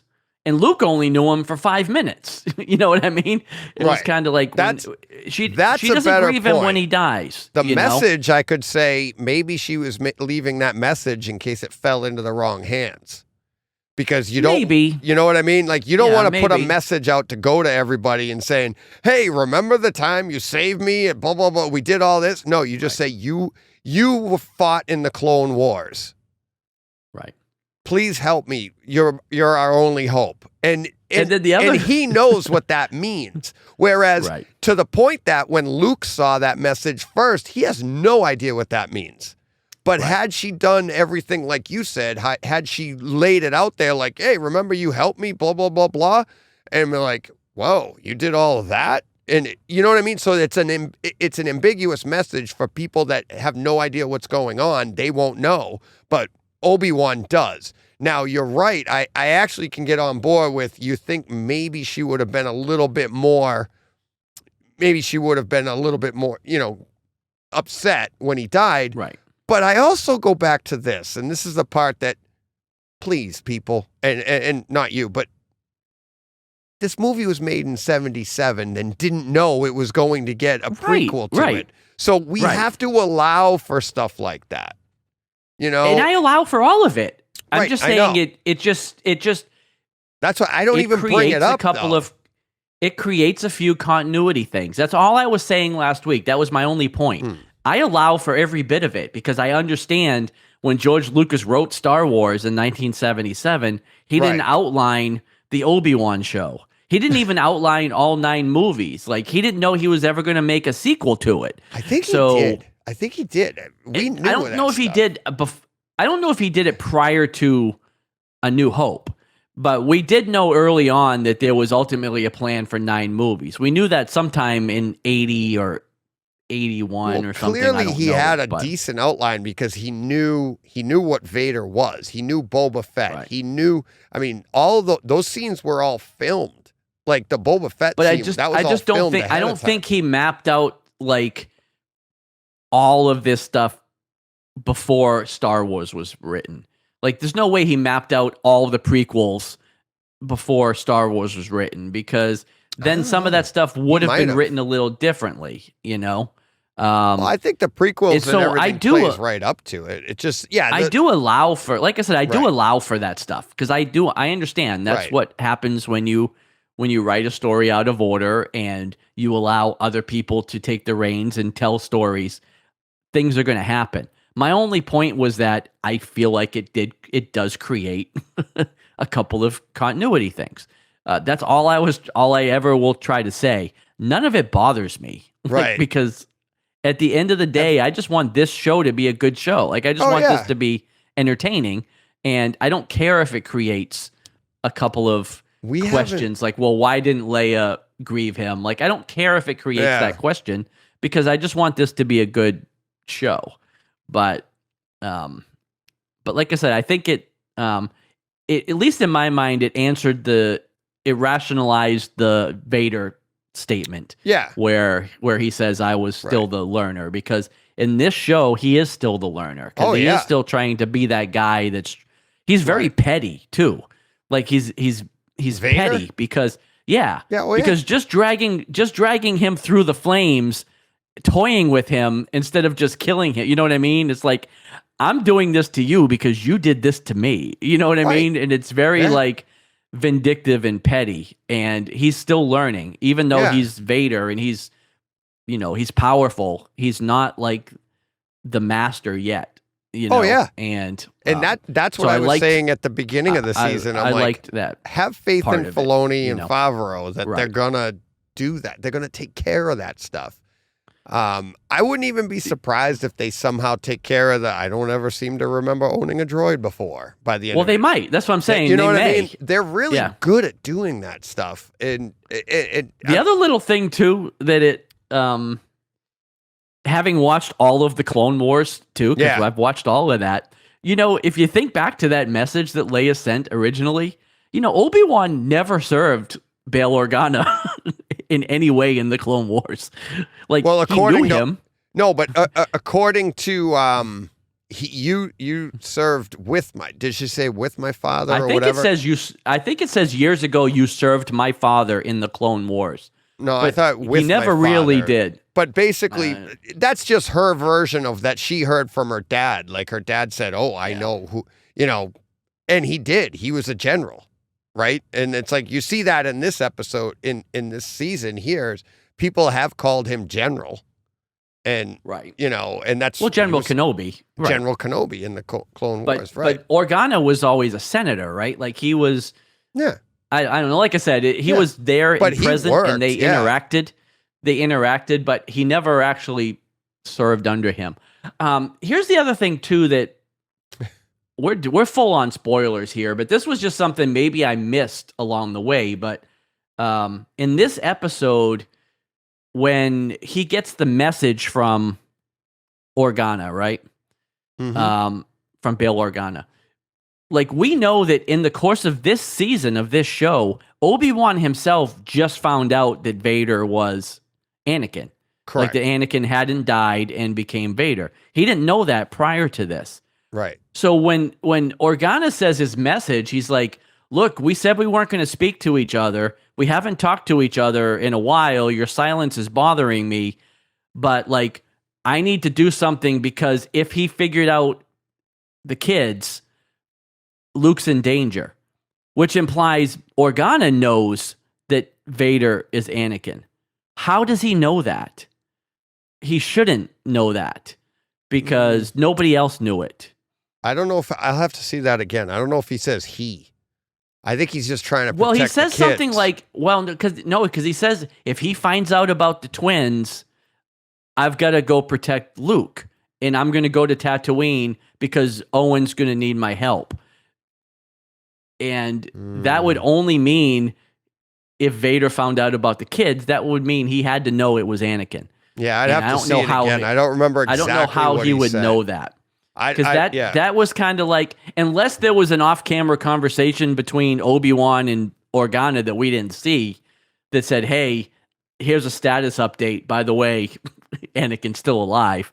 But we never saw that in the show, so it was weird to me that he sent that message. Well, because that definitely left all the information needed for Reva, who here's the message at the end. Who, by the way, again, why could nobody in Star Wars like stand around long enough to make sure the person they're trying to kill is actually dead?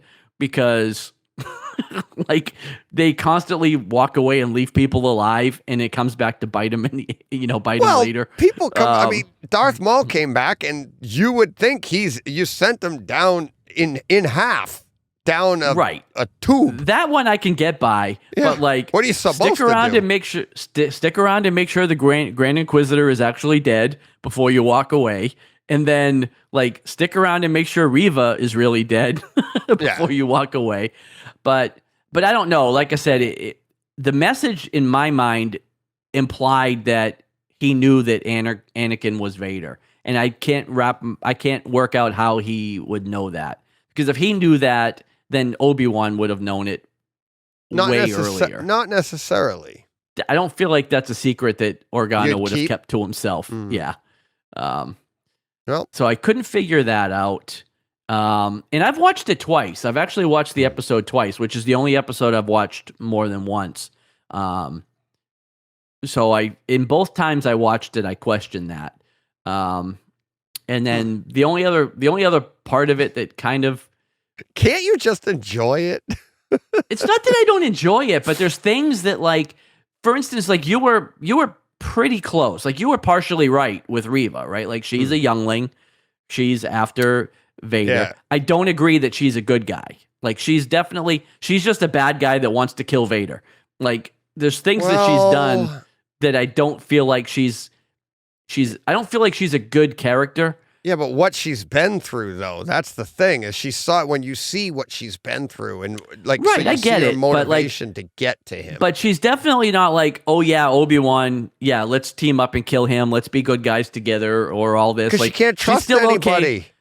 She's still okay with Obi-Wan getting killed. I don't think she's a good guy, but you're right. You were right about the whole youngling thing. Right. Yeah. Well, that actually, to give credit, that was one of my, because I came up with the idea that I think she is trying to kill Vader, right?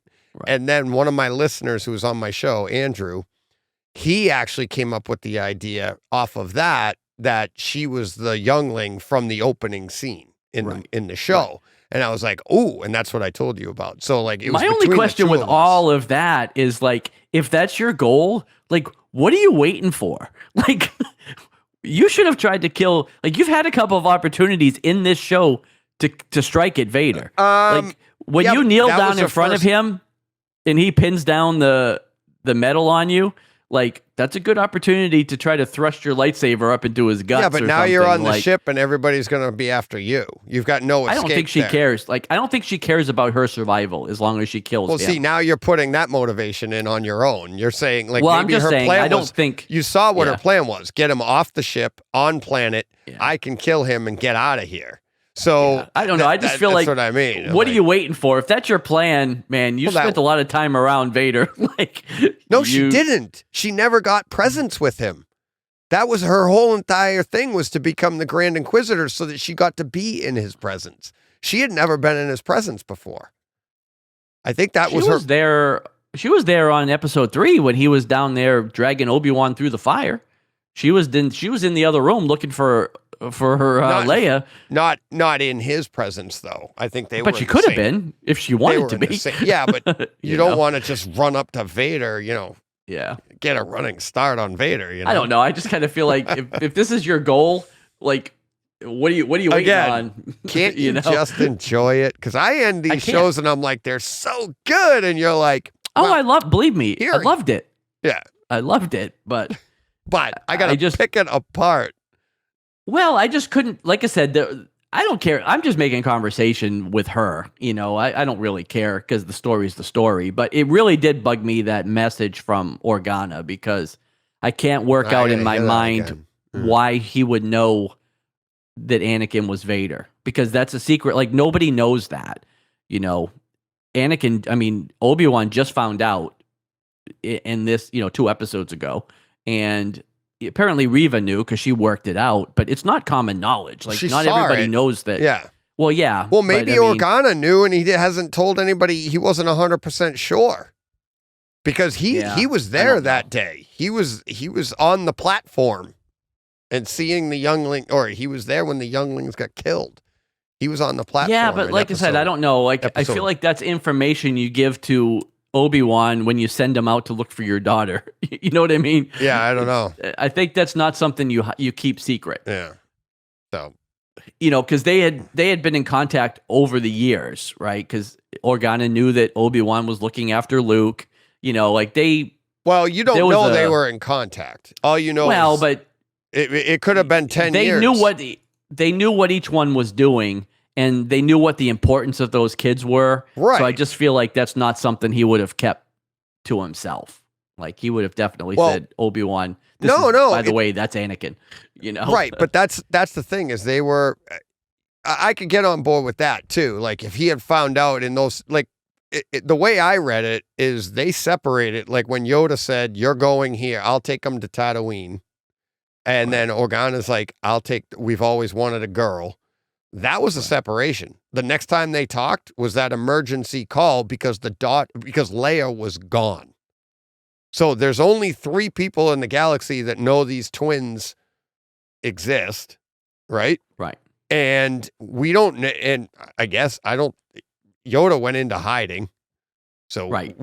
So maybe Organa doesn't know how to get a hold of him. So Leia goes, and he even says, the importance she is. So it's the only so the way I read it is this was the only time they've talked. It's been radio silence for 10 years.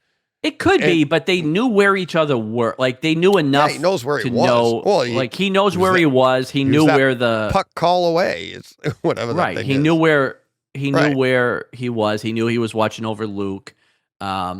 Everybody knew that they were Anakin's kids. But I feel like if he knew that Anakin was Vader, they knew. The 3 people involved know that they're Anakin's kids. I don't know. Like I said, it was weird to me that he knew Anakin was Vader, because nobody knew that prior to Obi-Wan finding out, in this season. So I just thought that was a weird.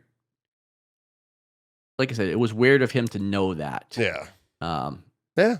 Because as far as we know, he never told him that. Because even as in this show, comes out, the answers to all of these questions might have aired. And more. More. Now, I did hear, I haven't seen, it hasn't dropped yet, but I heard that this is 90 minutes. I heard that episode 6 was like 90 minutes. Nice. So That would be awesome. Yes, it would. Although, if you're going to do that, why don't you just make it 7 episodes?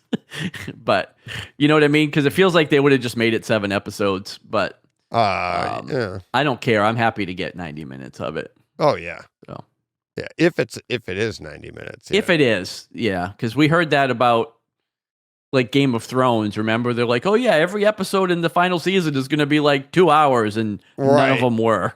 So yeah, we've been fooled before on that. We will see. But and then we also get Doctor Strange, Multiverse of that's Madness tomorrow too, drops. right? Yep, tomorrow. And I'm assuming that it is free on Disney Plus because I haven't seen anything that says otherwise. But that's really weird that it's going free on the same day it's available for digital purchase.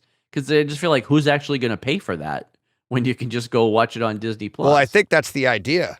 It gets people to sign up for Disney Plus, right? Yeah. Why would I pay $20? It's just unusual that they would give up that window of digital sales because that's something that happens with every movie, you know? Right. I haven't, and I'm actually checking it right now as we talk. I haven't seen it drop on Doctor Strange. Not yet. Not on Kaleidoscape yet. That's weird too. But the last time this happened, we were talking about this. It literally dropped as soon as we stopped recording. It was like, right. You can click on it now and you'll have it tomorrow, and it'll be there. So I haven't seen anything about it yet. So.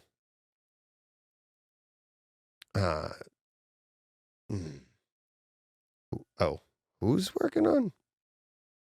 Oh, all right. Is that it? I was looking at something else. I think so. Oh, cool. All right. You want to get to the big news? Sure. Big news. Next week's show will be the last regularly scheduled Brightside Chat show.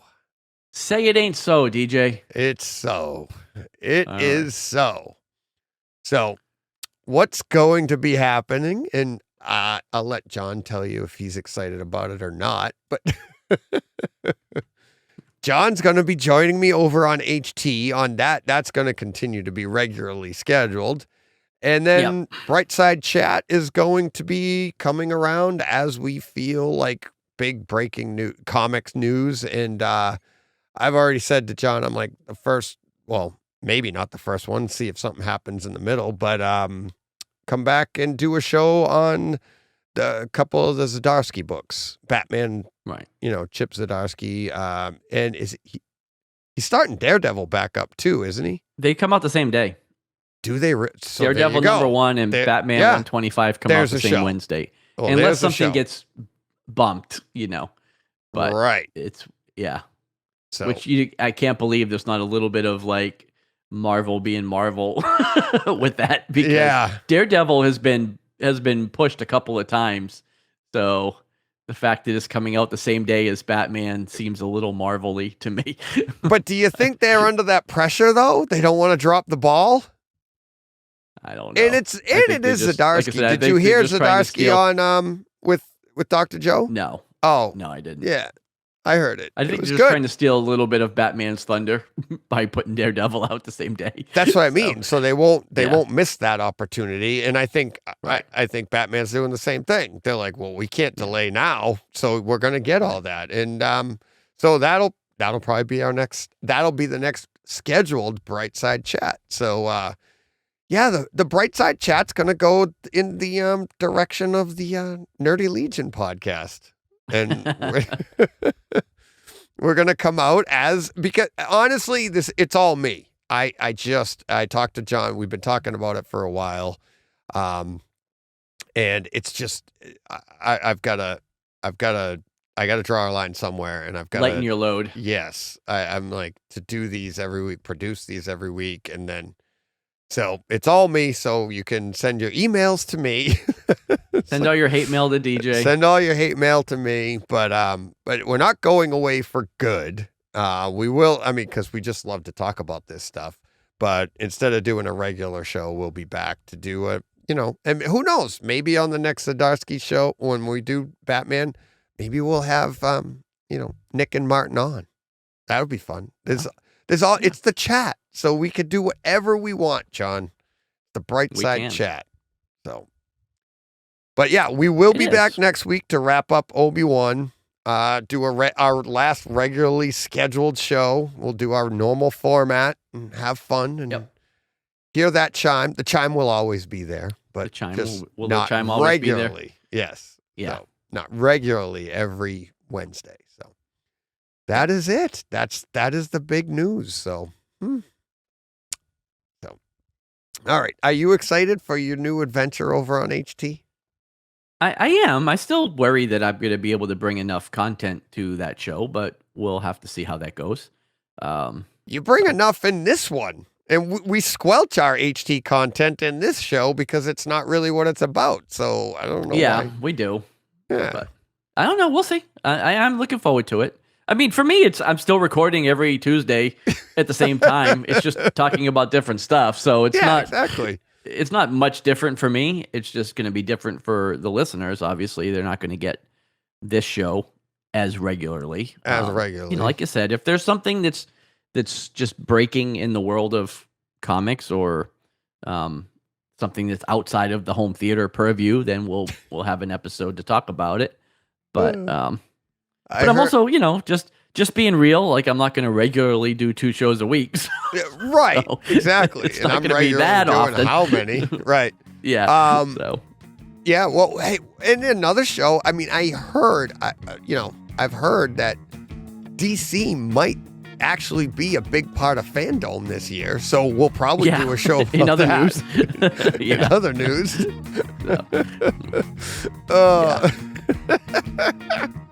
That'll never get old. That'll never get funny. old. You owe me a Coke. Yeah. Jinx. Yep.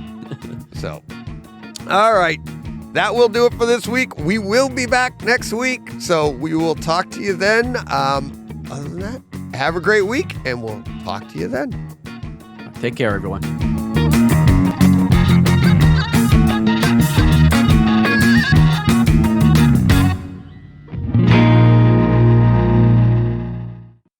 Hey, Fred. Hey, Fred.